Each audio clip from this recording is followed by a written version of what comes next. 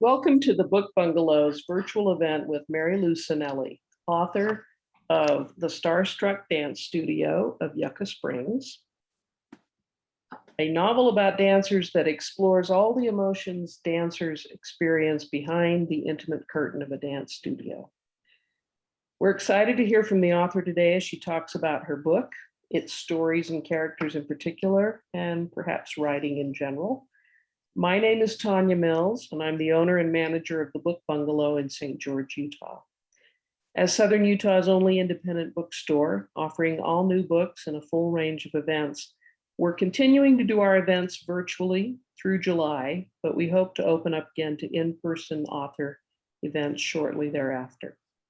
We'll still hold some virtual events in the future because through Zoom, we can get access to authors like Mary Lou from across the country and even around the world.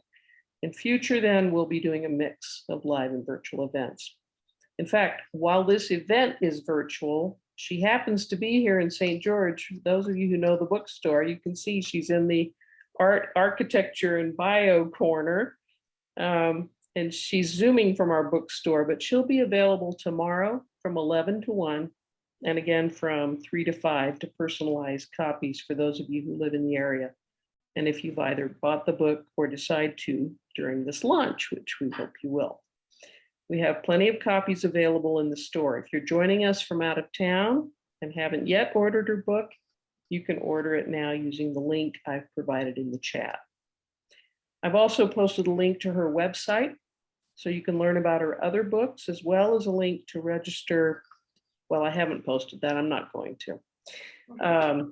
There's an event later this month, but all of you, though, will receive a follow-up email with these links again, as well as the YouTube link of the recording as soon as the video posts on our channel.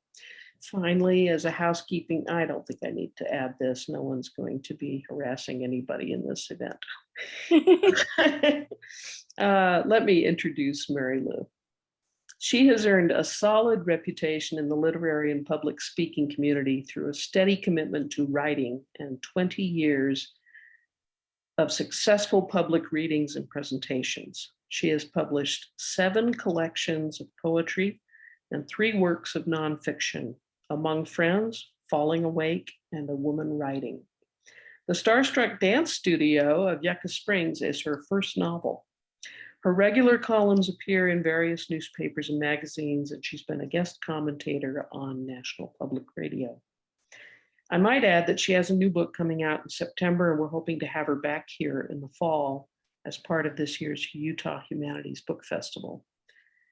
Also a master teacher of lyrical style contemporary dance, she teaches workshops throughout the world. This professional dance training and performance experience enables her to present with skills that surpass the average author reading. And we wish that she could be in person because I'm sure she would love to move and show us some things. That's right. Anyway, she lives with her husband in Seattle, and I'm going to turn the time over to her now to give a brief presentation, and then we'll get to questions. Go ahead, Mary Lou. Thank you so much, Tanya. I want to thank the Book Bungalow. I didn't even know that you were the only independent bookstore, but I have to tell you, independent bookstores have always felt like my temple, my church. It's just all about the works here, and it's just such an honor to be here. I'm actually in St. George because of the Red Rock Dance Festival that brought me here, and it's a perfect fit. This book is being invited to certain dance festivals around the country because of the subject matter in the book. And, you know, briefly, I just want to say, and read, really, if you see me reading, it's because my notes really get to everything I want to be sure and get to without remembering at 3 o'clock this morning. Oh, I didn't remember to say that. And I want to say, when you're about to publish, every author is asked, what's your book about? Really, that's the number one question we're always asked. And though most of us could really have a bubble over our head that reads, please just buy it and read it and find out. I also want to answer by saying, my story, this book, is about the desire to find a way to do what you love. That's the main incentive. You can't keep your fears keep you from moving forward. I think that we've all experienced that doubly, triply, quadruply with COVID. You can't keep your fears keep you from moving forward.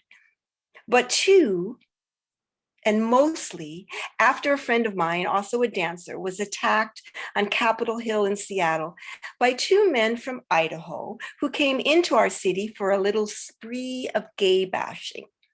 I knew I would one day write a novel about a dancer and the struggle he goes through to forgive his attackers. But really, I can't answer the question in full without thinking about what it takes to write a book in the first place. You have to know that it is crazy, risky, isolating work. And at the same time, you have to be really passionate about it. And if you fall, or actually when you fall, since every creative process is so up and down, you have to learn to make that drop part of the dance, or you'd never continue. And this has literally happened to me in real time on stage, that drop, that unforeseen, frightening drop. And the only choice any artist, any person has in this moment is to get back up and keep going. And which is not only the perfect metaphor for my story, but for life.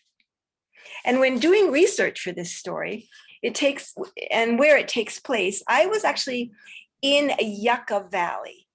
Not Yucca Springs, like I called the book, it's Yucca Valley. And while I was in the dance studio, I looked out the window and so many skinheads rode by on Harleys. And nobody seemed to really be that surprised. And I learned through my research that Southern California has the largest number of skinheads and white supremacy groups, the largest number of reported hate crimes. And so I started doing further research because I used to work as a journalist and I kind of know how to wiggle through some of the dark web. And those dark websites scared me to death. I was frozen numb. You cannot believe it is possible that it's legal to share such things openly. How to dispose of a body, for instance. The things I found out in them are all in the book, but I'm not going to there today. I'd never make it through this reading if I went through the things I found out on those sites. But anyway, after years of owning my own dance studio, I now teach master classes and workshops throughout the world. And I've witnessed firsthand how dance saves lives. You see, a lot of people don't realize how many gay men are targeted coming in and out of dance studios all over the world because they are openly gay. Yay. And they're actually flamboyantly gay, especially coming and going. They're happy to enter it's their domain. It's our world. We're a traveling community, dancers. Wherever we go, there we are. And people are, and the media has never really picked up this story about how many of these men have been attacked. Because students from dysfunctional homes or cultures that forbid them to be themselves feel safe in the studio. As a teacher, you don't even know how many times I've seen boys come in one personality, change into who they'd really love to be in the world in class, and then shake that off and dress a certain way to exit the studio. So with a sprinkling of humor, I try to capture this safety net of a dance studio in my narrative, but also to approach the story as a lesson in forgiveness, in an attempt to understand why some haters actually hate. And I love what the writer Anne Lamott has to say about forgiveness. She says forgiveness is maturity with skin on. And I have just a few notes before I read a few excerpts that didn't make it into the book directly, but even so, their meaning did. And finding these notes early on into the process of when I was thinking about writing this novel nudged me into finally beginning it and finishing it. Beginning it is easy. Finishing it, that's the hard part, as any writer, artist knows. We are all born with an innate desire to move to the sounds and music around us. Yet, in American culture, we generally stop dancing by, say, age 30. And that's 40 to 50 non-dancing years. And yet the most well-adjusted people I ever meet still dance, even if it's just with the lights out in their own living room. They still dance every day to some music they love. Moving is like breath, and you wouldn't stop yourself from breathing, would you? Dancers are more physically alive and tend to move through the world and interact with fewer inhibitions. And maybe this has embarrassed me before in the past. And certainly my sister I've definitely embarrassed her a few times, but I do. I move through the world as if everybody is uninhibited. And I'm always constantly reminded how inhibited most people are.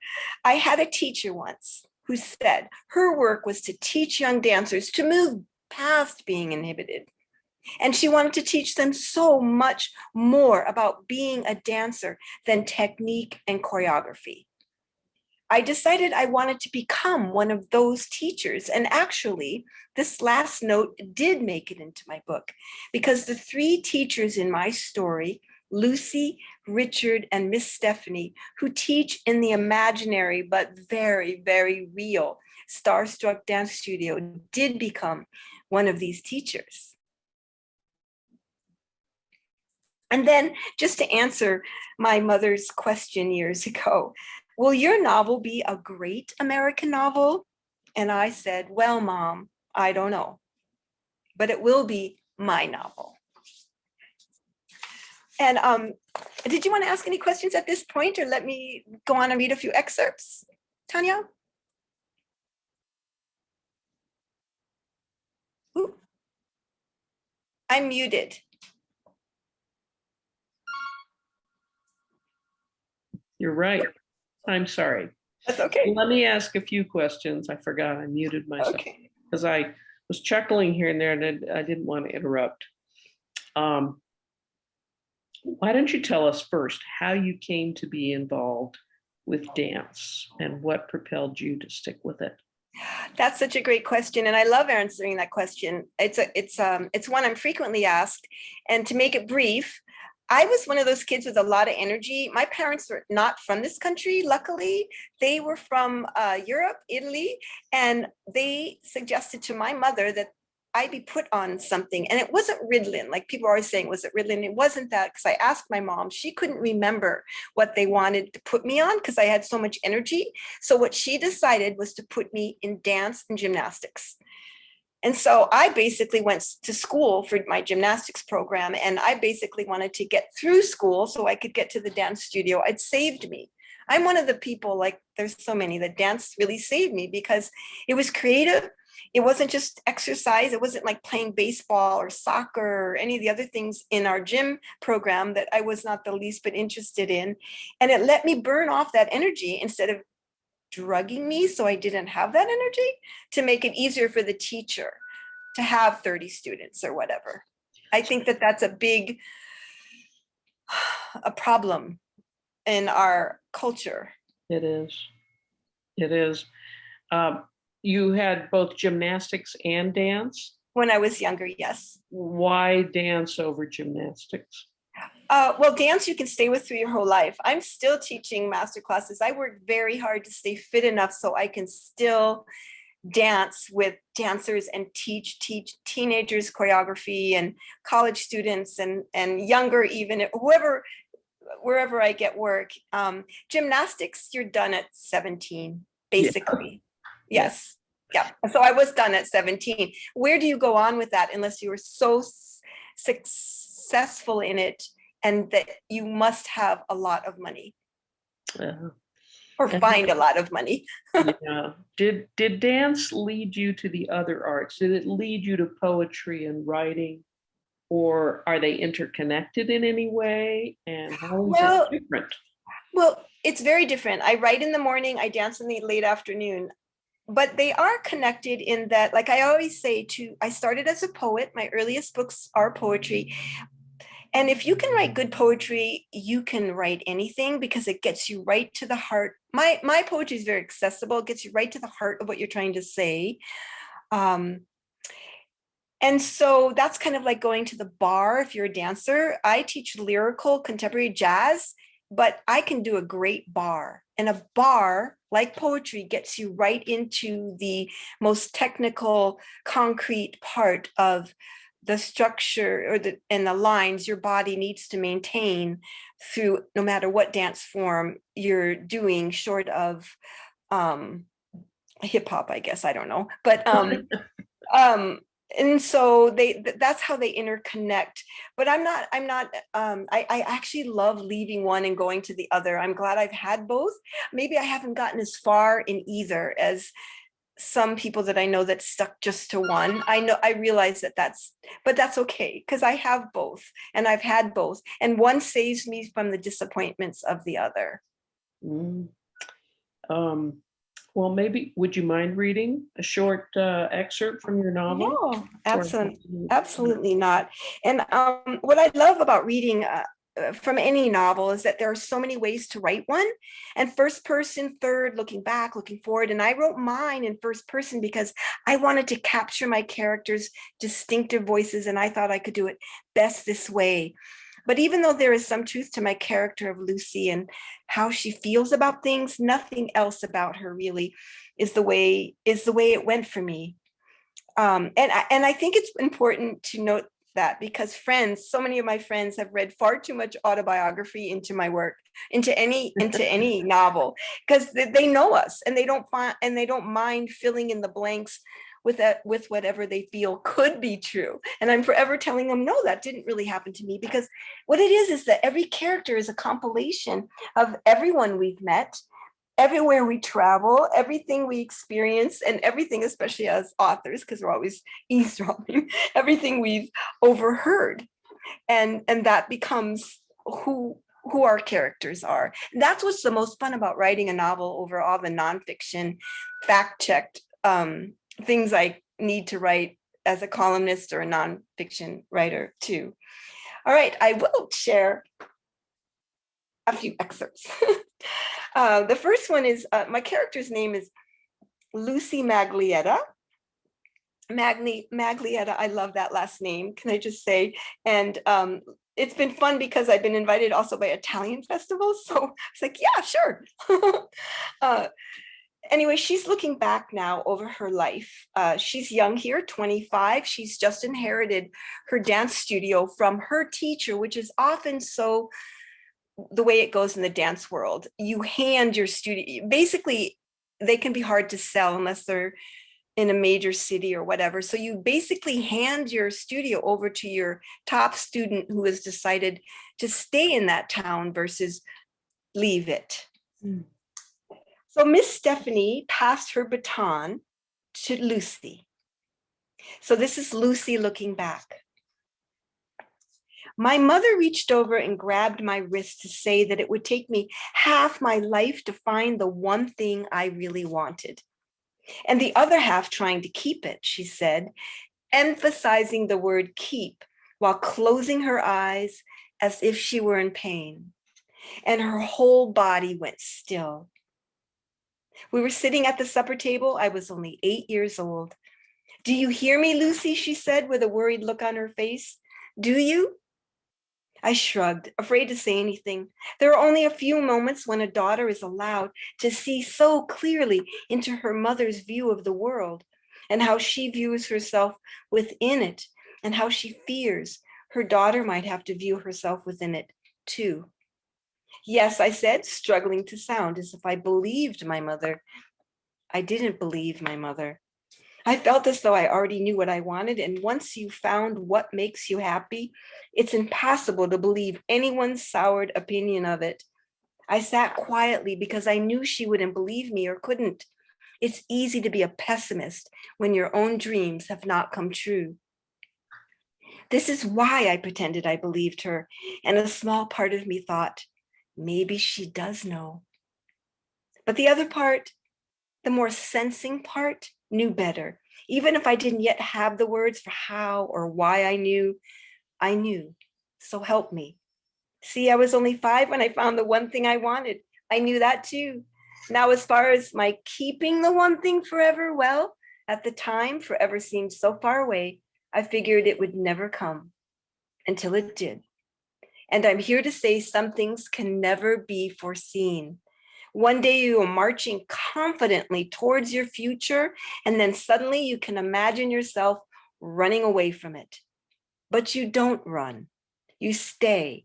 And if you are patient, forgiving, especially of yourself, and find at least one friend in the world to share what you are deeply feeling, thank you, Sheila. Everything you feared you would bring you down. Everything you feared would bring you down can become exactly what you need. You'll see.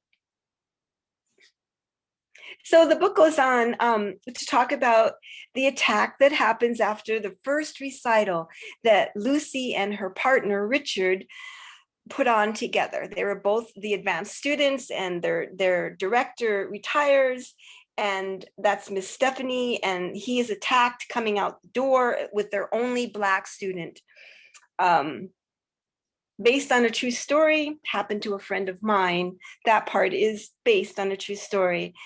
And then so the book continues and goes into Lucy actually aiding her mother in her mother's death, which is I feel a transformative part of any young person's life if they have both the fortunate experience and the misfortune of having to go through something like that so young. And that is that excerpt. Anything else, Tanya, you'd like to ask? Well, yeah, I mean, so the attack in the story happens in Yucca Springs.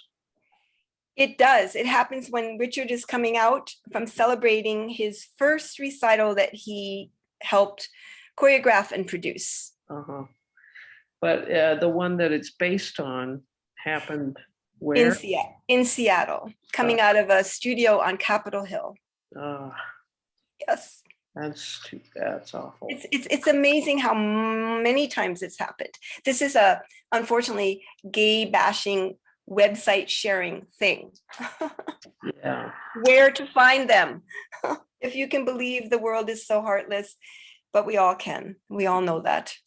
So you say Lucy is not, there's parts of her that are like you, but much of her is like a lot of people that you Yes. There's not one or two particular acquaintances that you kind of envisioned as you wrote her?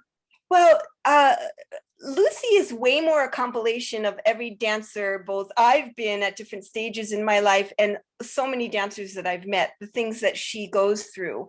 I think that what you're asking more applies to Miss Stephanie. Miss Stephanie is based on my favorite teacher. She was probably the first woman I ever met that wasn't married at her age, that put her career first, that lived alone, that was irreverent and also an amazing dancer. And so I based my Miss Stephanie on that character. I see. On that person, my character on that person. Yes. Now, why did you chose to set this in, well, you call it Yucca Springs, the Yucca Valley, because of all of the preponderance of skinheads? Well, it just came to me when I was in that town, the Starstruck Dance Studio of Yucca Springs. I just, because where I was there it's called, I was right in, I have a great picture of me in front of the studio. Is it called the Starstruck Studio? There are Starstruck Dance Studios across the world. It's a common name. It's the Starstruck line, the Starstruck. I mean, you know, it's actually kind of an old-fashioned name to call your studio at this point, but it's common. Yeah, the Starstruck Studio. Okay. Yeah. This is your first novel, by the way, and all of you who are listening, if you have a question that you want to ask, please put it in the Q&A. Because I'm sure that I'm not going to cover everything you're wondering about. How different was it for you to write a novel as compared to an essay or a poem? Well, it was the hardest thing I've ever done in my life. I'm not kidding. And it wasn't even my idea. The agent I was working with at that time, it was her idea. And I was like I was a little resentful at first because I knew it was so that she could make more money. There's more money in a novel if it's successful. My novel was pretty much launched during COVID, so I'm playing catch up. Even with a new book coming out, I'm having to really promote this one as well because the my publisher, there was nobody working in the office for almost a year, and then the people, everything was disorganized. It was a very difficult year to launch a book. Um, and believe me, I know I shouldn't say anything. I feel like a very fortunate person. I know I have friends who lost their whole dance studio, Yeah. closed the doors for good because rent couldn't be paid. So I came out of this easy, comparably. But it was the hardest thing I've ever done because I had been a nonfiction writer and now writing fiction. But the thing that I always go back to is you can be so much more honest in fiction. You don't have to prove it's true. You know what I mean? It's so amazing. You can say your truth comes through on every page in writing fiction. So I love it. My next book actually is nonfiction again. It's a compilation of writings and columns and radio commentaries made into essays. But I have another book coming out that's a children's book also about dance. And I think that being able to write fiction about dance has been the most truthful writing I've ever done. Valerie asks, how did you realize you wanted to be a writer? My mother gave me a little pink diary. That's a really good question too, Valerie. Thank you, because I think what's really important is that when I was writing in my diary, I came home from school when, sometimes I was teased. It's hard for people to imagine this now, but when I was growing up, just to be Italian, when my dad moved us out of the city and we were living in an all white Connecticut suburb, I was teased. I was like called the darky and all kinds of horrible things because I was Italian. Yeah. And which is hard for people to believe because everybody wants to go to Italy now, but it really was how it was. And so my mother gave me this diary. My mother, thank you, Mom. Rest in peace, Mom, now. But and I got to come home from school where there was stress for me, not as the years went on, but when I was younger, there was a lot of stress, and just write to myself, be so honest to myself. I wasn't writing for an audience like the kids now posting to get to their thoughts. They're always writing for other people to read, and it was that aloneness, me to me, that developed my writer's voice, honesty, truth. And I feel like some of the early writing kids are doing now, to get to the heart of what they think, they really can't because they're sharing it with the world right away. And it's like they never get away from the world and be alone with their thoughts. And I feel like this is having a negative effect on some of the students I've talked to. I am so glad I had my novel because my novel was just private. Yeah. Until you publish. Excuse me, my diary was just. Oh, your diary. Okay. I'm sorry, my diary. Yeah, I don't want my novel to be private. I want it out in the world. My diary was so private, and I think that's another thing that saved me because I didn't feel like I was on display. That's an interesting. We haven't sold a lot of. I have diaries in the kids section and journals, but they don't sell. Because they're doing it all online and posting. Exactly. Yeah. But I do sometimes see young writers with them, and I congratulate them because they are not concerned with what other people think about that, nor should they be. It's their voice for that, and that gets you to what you will need to put on the page for viewers. That's true. Do you foresee writing more novels? I have one on the back burner. Yes, but do I foresee it coming out anytime soon? I have to get through. My life kind of bounces because I also have to come up with 4 columns a month. When I'm promoting books, I can only stay abreast with my columns. I can't really be working on my next book because I have to put a lot of energy into promotion. And so when I am writing 5 and 6 hours a day right now, Life Starts Again will be probably in January. And then I will probably go back to that novel. Okay. Yes. Does it revolve around dance? No, it does not. Oh, okay. No, you can't give us any more hints? No, because I'm not sure yet. Okay. It hasn't written me yet. It's an idea. It'll write me. It I sounds have like you're a pantser and not an outliner. no, I let the story tell me what needs to happen. I'm one of those. Okay. All right. So that's part of your writing process. Do you write in the morning or in the Yes. evening? I write in the morning before I even sometimes brush my teeth. I pour that caffeine and I go to my laptop. Period. For 5 or 6 hours? No, 5 or 6 hours if I'm in the middle of a book. Yes. Okay.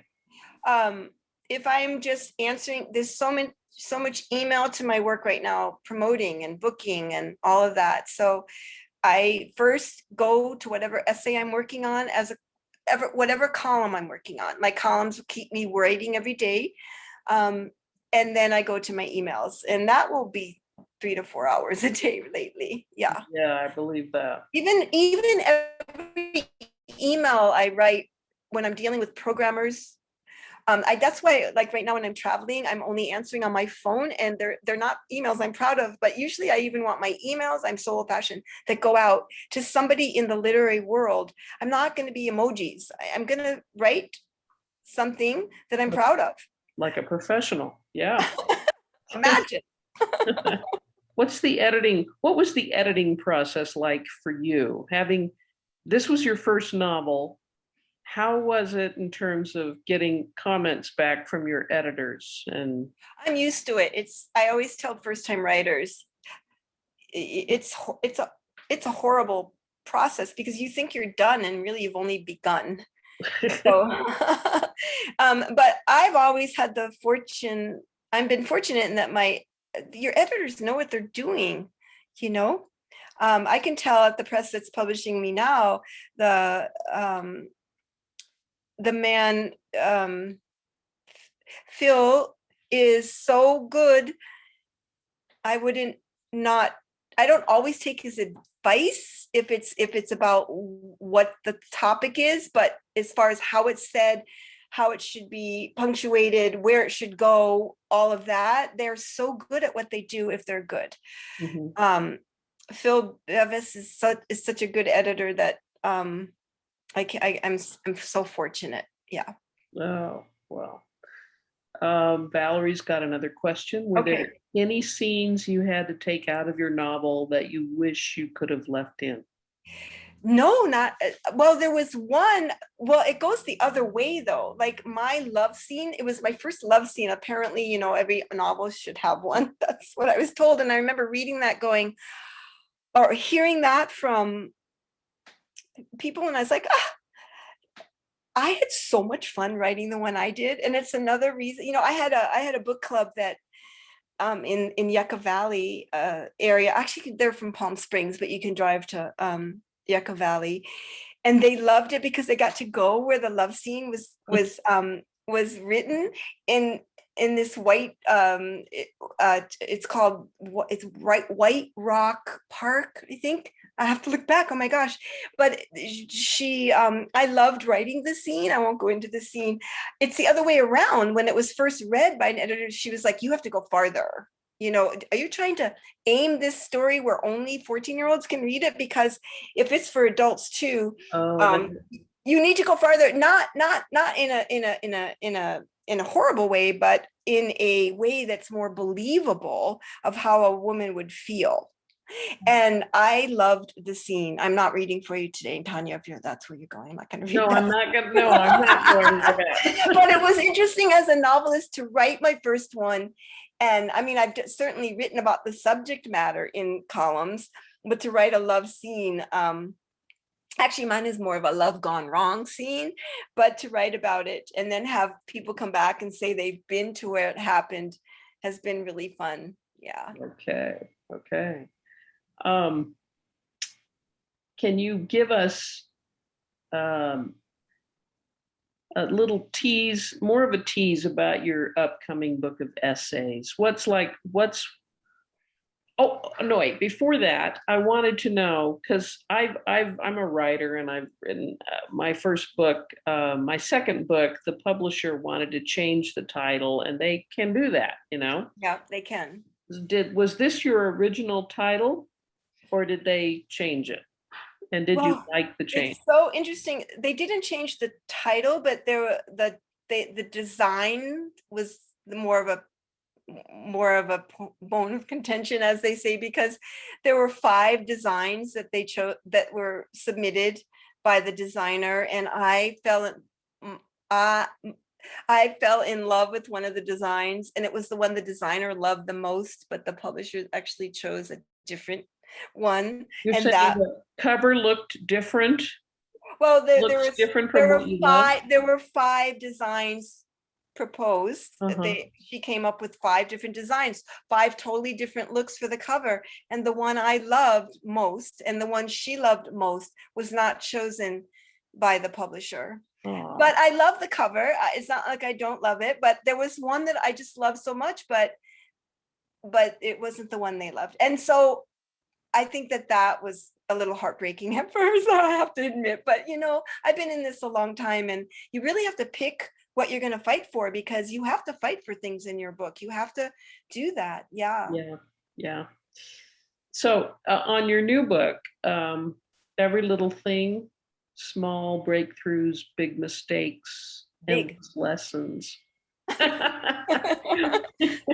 What's one of the, give us the gist of one of the best essays, the one you're most Oh my gosh, pleased about. I didn't I think some of the most interesting ones come at the end. Well, it starts off much lighter in feel in a way, because like I said, it's a compilation of essays, of columns and commentary written, and then I go back and put it into I get to make it more literary, more of an essay versus a column. A lot of people don't realize, as a columnist, you only get 400 words. And then, these essays can go on for 1,000 words, some of them. And so I get to say, what I really want in these essays, because when you write as a columnist, you really have to point your work towards the direction of the agenda of the publication. A lot of people don't realize that. And luckily I write for publications that I love, and my editors give me a lot of free rein, but still I can't like wander off into an opinion that I know that those readers won't appreciate either. That's what you do when you write for any kind of media outlet. I was not privy to that when I first started. I thought it was all about the writing, and so I got to go back and make them what I am really proud to write and say. And so it starts off later because we weren't in COVID, and then it kind of, at the end, one of my favorite essays is it's just what it's like to break out again, and not feel the fear that a lot of people were feeling, to feel that the problem was something other than I was being reading, and feeling like the truth was somewhere in between, and trying to balance that with all the input from both sides. And as you and I both know, and all of you listening, those sides came at us from very different angles, Yeah. the political spectrum, what it was at the time. And so trying to decipher the truth is difficult. So I have an essay in there dealing with that. And but when people ask me what my favorite is, it's kind of like if you're a mom and they ask you who's your favorite child. Yeah. I could probably say what I love the most about everyone, but I like how it starts off in one tone, and as a book builds into this other, and then leaves us with the question of, um, of how do we get our lives back, and then move past this without being too afraid. Uh-huh. Now, do you still write poetry? I don't, I haven't written poetry in so long. And it's amazing how many venues still introduce me as a poet, and I love that though, because, poetry to me is still, like I say, the hardest thing to write if you write it well. And, but I think that to have stayed in poetry for me would have been too limited. I liked moving on to nonfiction, and I love moving on to fiction, and not only limited in the scope of how I would be able to put those words on the page. And I'm not meaning to offend any poets, because I have before by saying this, but by what I can do as a literary speaker. Like, I want to go out into the world and share my work. And poetry doesn't open a lot of those doors, unfortunately, in our culture. In Europe, if I've been in Greece, where they find out you write poetry and then you get your meals free, it's like, what? In this country, people are more so, unless if you're not living in a literary circle or in your literary beautiful environment here, they're like, what do you do? Like, and I wanted more readers and more opportunities as a writer, but luckily for me, it was a good fit. Once I was into the nonfiction world, just to be able to broaden what I say without having to bring it down to the smallest kernel of truth was like the same feeling again when you ask how dance interrelates, of moving from the bar to full-on jazz choreography. It's like that same breaking out. For me, that's important because I'm a high energy person, and I always have. So do you approach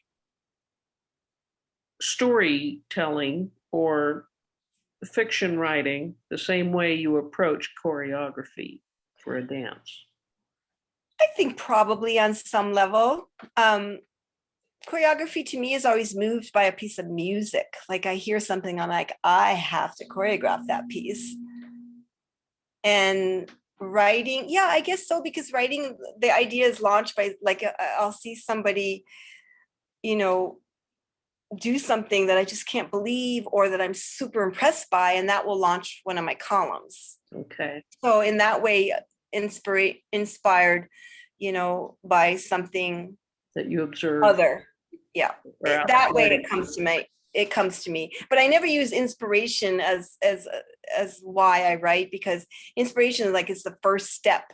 Discipline is why it gets done. That's true. That's true. So in that way, writing's like dancing, because it's all about discipline, doing it. Now, you were telling me before we began this that you're going to be, after this, you're going to be doing some biking around in the area. Yes. Are you going to be incorporating things you observe on these? Who knows? Biking. Who knows? Some I'm just going to be spending time with my husband and looking at the birds. You're not going to write any poetry about that? No, I haven't written poetry in so long, but even if I was writing poetry, sometimes I just like to leave my work behind. Yeah. I just got to leave it behind for a few days. Yeah. In every way. Are there any other questions from any of the others, or Valerie again? Because I don't have any more. Can I end with one short excerpt then? Yes, you can. Then we can end and everybody can go back to their lives. And again, there's so much that happens in the middle. It's a very short excerpt, but it's at the very end when everything has happened. They've had their fundraiser that brought the studio back to life. Of course, that was based on what I'm seeing in real life happen now. Even everyone is having fundraisers in their studios, trying to, have any money in the pot to deal with at all, because no recitals happened. It's difficult if your recital happens on Zoom to sell tickets. So you go from having 600 people in your audience to maybe 30, whatever, the parents or whatever. But so she's looking back now. If she's gotten through it all, whenever I start to feel there will never be enough time in a day, never enough time in a day, I try to think back to Lisa's in my first duet. Lisa was one of her dancers that she came into her class, and she was like, oh gosh, this young woman is so good. I want to dance with her, not just be her teacher. in our first duet, and how what I really wanted to say in that duet was that it has always felt this way. It's nothing new to feel lost and overwhelmed, or that we've fallen flat, but our job, our major job as people, as friends, and as teachers is to catch ourselves and others as needed. And what I mean to say by that is that I'm more sure of myself every single day. I think so anyway. Well, that's great. I think we're ready to wrap up. Thank you. Thank you, everybody, for listening. Well, thank you so much, Mary Lou, for spending this time with us and sharing about your book and your writing. And I want to remind you all again, she's going to be available to sign. She knows she was out there today, and all the dancers are at their Workshops. recitals and workshops. It's nobody came to have her sign a book. So it'd be wonderful if at least one of you would come to her signing tomorrow morning at 11 and at 3. She'll be there from 11 to 1 and 3 to 5. And I'm going to remember, I'll be providing links to the recording of this afterwards, and I'll send them to you by email. And again, it was a pleasure. Goodbye to all of you, and stay safe and stay well. Goodbye. And stay well. Goodbye.